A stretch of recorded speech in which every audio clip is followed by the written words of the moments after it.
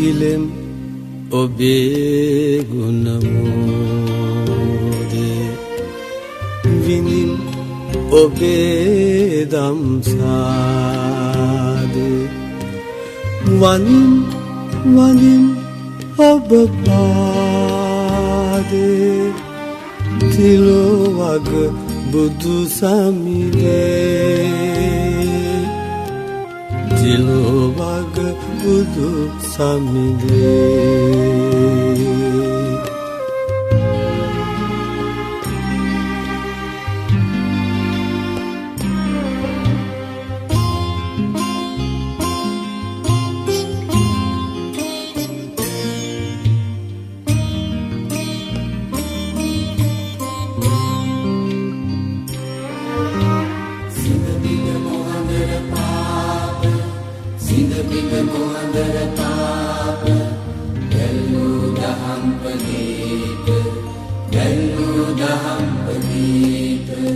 සිංහබිඳ මොහඳර පාප දැල්වූ දහම් පදීප හෙළි කළ අප හෙළදීප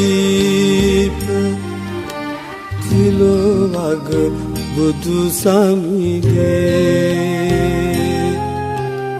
තිලෝ වග බුදු සමිදේ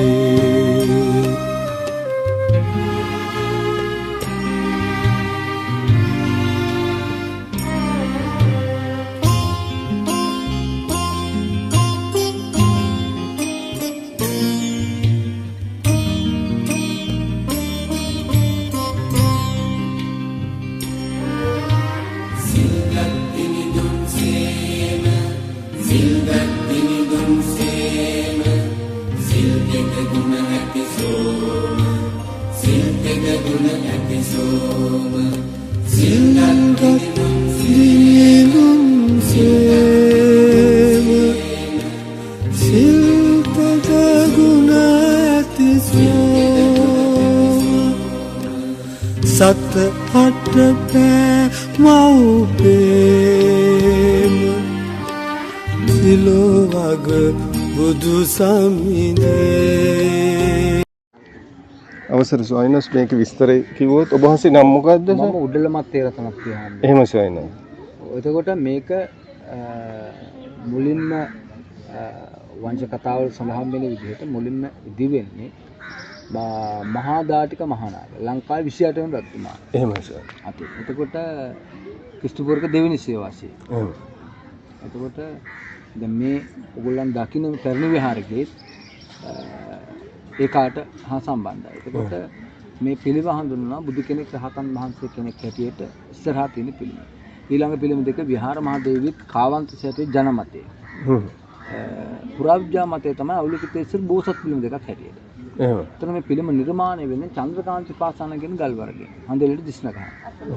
ඒ වගේ මේ ස්ථානය හඳුන්වන සීමා මාලකය පොහොය දෙයක් හැටියට පුරාජ්‍යතුපාල. ජනමතය හඳුන්වන හඳුන් කලපැන් කලහතකින් නාවල සියලු ආභරණ දන් කළා මගුල්ල තාපිට මගුල් මහ විහාරට ගිහින් වාහන හැටියට.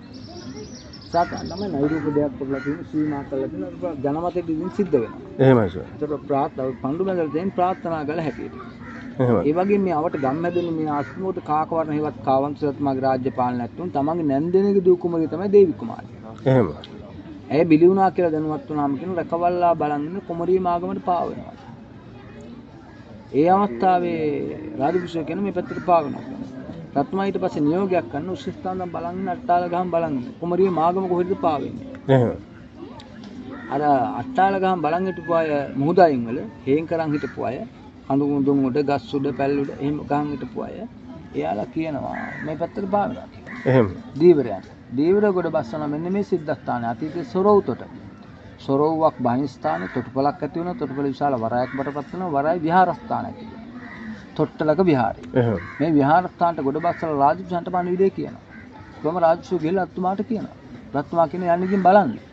ඒ පසුව රත්තුමාලා අහන කුමරිය. ඒක කුමාරිය බටපත් වෙනවා. ඊට පස්සේ රාජපුරුෂයෙක් මත දෙක් කරලා පෙන්නනවා අර ගමේ බොක්කේ කාරු ගම්බි බටපත් වෙනවා.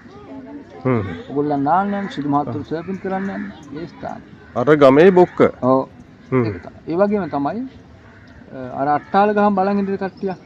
මොහොතයින් වල. ඔව්. ඒ තෑගි වශයෙන් නින්ද ගම්ට දෙනවා තුමා.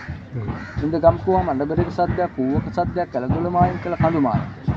නින්ද ගමක් කෝ අක්කර 10ක ප්‍රමාණයක්. එහෙමයි. නින්ද ගම් කිව්ව ඒවා එක නින්දුරු බවට පත් වෙනවා. නින්ද ගමක් කියුවට අක්කර 10කට බවට පත් වෙනවා. ඒක අක්කරපත්තු බවට පත් වෙනවා. අට්ටාල ගහම් බලන් හිටියේ හේන. අද අඩ්ඩාලත් චේන. චේන කියන්නේ තමිල් භාෂාවෙන් හේන. අට්ටාල ගහම් බලන් හිටියේ හේන. බෝධි විල පොතුවිල් දෙයකට තිබෝගස්. තමිල් අය බයන්නක් කියෙන්නේ නැහැ. පයන්නක් කියෙන්නේ. සා බෝධි විල පොතුවිල් කියලා මානන්ත්‍රය. විහාර කියන ගොඩ බැස්ස නිසා විහාර කියන කොටස. මහා කියන කොටස රජවංශ නිසා. දේවි කුමාර සහ විහාර මහ දේවි කියලා නම් නාමයි. මම ඒ ටික පැහැදිලි. ඒ වගේම තමයි ඔයගොල්ලන් අර කිරින්ද කියලා ජනමතයක් ඇති කරන් ඉන්නවා. ඔව්. එතන ශිලාලේඛන. අපි ඔක්කොම කියලා ශිලාලේඛන කියවන්න දන්නේ නැහැ. ඒක වෙන විද්වතුන් ඉන්නවා. ඒ සෙල්ලිපියේ තියෙන නම් මහා නාග කුමාරයා. අඹගදී වහදාල පැනලාපු කුමාරයා. එයාලා මිත්‍රා දෘෂ්ටිකාගමක් අදාළේකින් බැහැර වෙලා ලෝත්‍රා බුදුහාමුදුරනේ දහම් බඳගත්තා. ගලඳගෙන ගලේ විහාරකන් සිද්ධාස්ථාන තනල මහා සංඝර පූජා කරා කියලා. අද ගලුඩ පන්සල කියන්නේ කිරින්ද ආරාමයේ කියන්නේ ගල්පොත්ත පන්සල කියන්නේ සිද්ධාස්ථාන. දැන් පැහැදිලිද? ඒ වගේ සිතුල් පව් මගුල් මහා විහාරය. සංගමන්දන සිද්ධුනා කියලා දැනට කෙති කරන් ඉන්නවනේ. එතකොට විහාර මහා දේවිත් කාවන්තිස්සර ළමයි හිටියේ නෑ. දැන් ඒගොල්ලන් සිතුල් පව් ඇසුරු කරා වන්දනාමයි.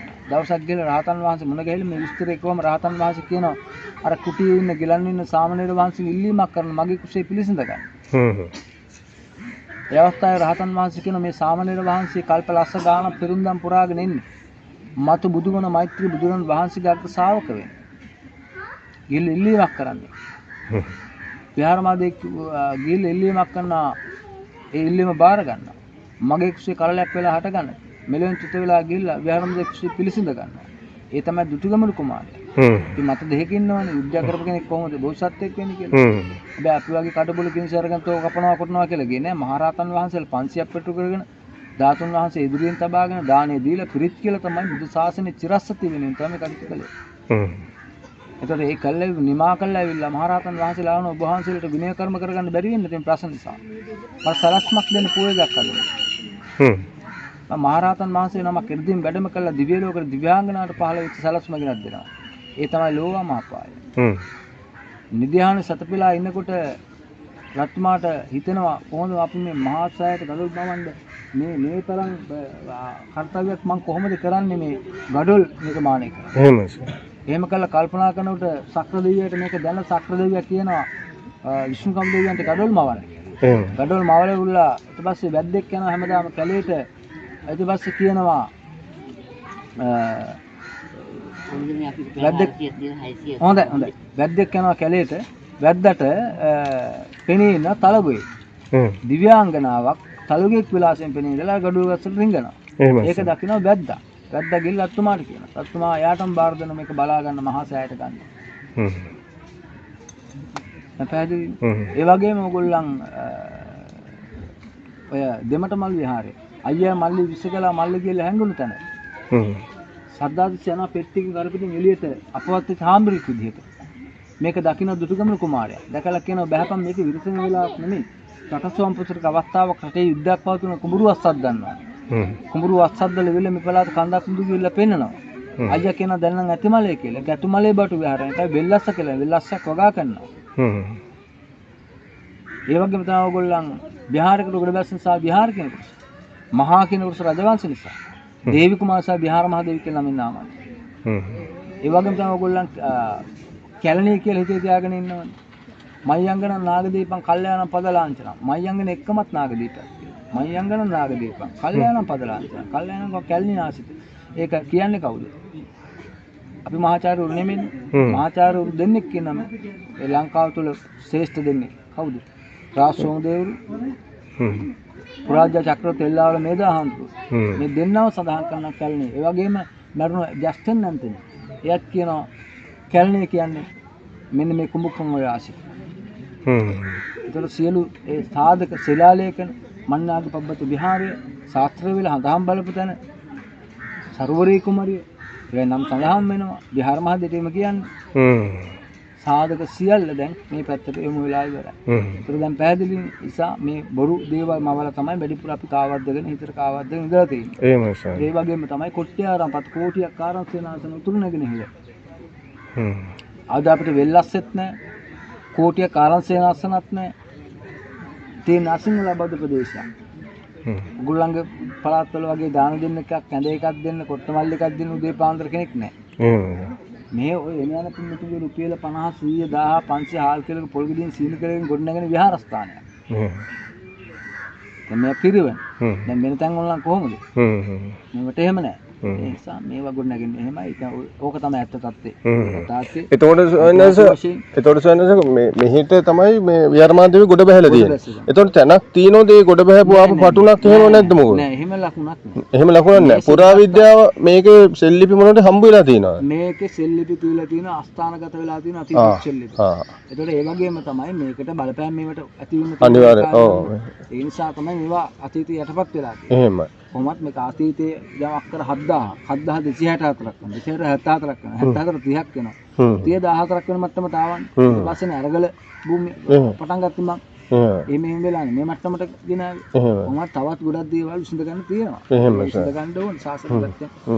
එතකොට කිරින්දේට ගොඩ බහැපු එකට සෙල්ලිපියක් තියෙනවා. නෑ. ඒත් නෑ. ගොඩ බැස්සා කියලා තුන සෙල්ලිපි දැන තුන තියෙන මහානායක කුමාරයා. අඹගෙඩි වහදාලා පැනලාපු කුමාරයා. මිත්‍රා දෘෂ්ටිකාගමක් අදාලා. ඒකෙන් බැහැර වෙලා ලෞත්‍රා බුදුහාමුදුරන් දහම බැඳගෙන ගලේ ගහක සිද්ධාස්ථාන තනවල මහා සංඝර පූජා කරා. එයා ගලවුඩ පන්සල. එයා තමයි අඹගෙඩිට වහදාලා පැනලාපු. ඔයක තියෙන්නේ මහවංශයේ. මහානා මහමුදුරෝ ලියපු මහවංශයේ සඳහන් වෙන ওই ටික. ඔය කන්න. සෙල්ලිපි සඳහන් වෙනවා. සෙල්ලිපි සඳහන් වෙනවා. එයා දේවානම්පියතුමාගේ සහෝදරයා. හරි ගොඩාක් පිං ස්වාමීන් වහන්සේ නා